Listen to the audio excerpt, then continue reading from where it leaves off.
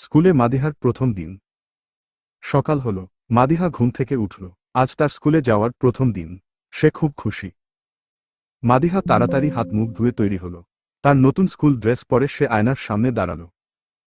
মা মাদিহার জন্য সকালের নাস্তা তৈরি করে রেখেছিলেন। গরম গরম রুটি আর ডিম ভাজি। মাদিহা তাড়াহুড়ো করে খেয়ে নিল। বাবা মাদিহার স্কুল ব্যাগ গুছিয়ে দিলেন। বই, খাতা, পেন্সিল বক্স সব ঠিকঠাক আছে কিনা দেখে নিলেন। মাদিহা তার বাবা মায়ের কাছ থেকে বিদায় নিল। সাবধানে যেও মা, বললেন মা। মন দিয়ে পড়াশোনা করো, বললেন বাবা। মাদিহা তার নতুন স্কুল ব্যাগে বই নিয়ে হেঁটে স্কুলে যাচ্ছিল। রাস্তার দুপাশে সবুজ ধানক্ষেত আর ছোট ছোট ঘর। পথে তার দেখা হলো তার বন্ধু রিনার সাথে।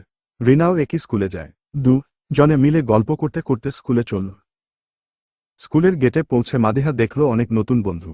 সবাই নতুন ক্লাসে যাওয়ার জন্য অপেক্ষা করছে। মাদিহা তার ক্লাসে ঢুকল। নতুন বইয়ের গন্ধ, নতুন বেঞ্চ আর নতুন শিক্ষক, সবকিছু তার কাছে খুব ভালো লাগল। মাদিহা বুঝতে পারল স্কুলটা খুব মজার জায়গা। সে প্রতিদিন স্কুলে আসার জন্য অধীর আগ্রহে অপেক্ষা করবে।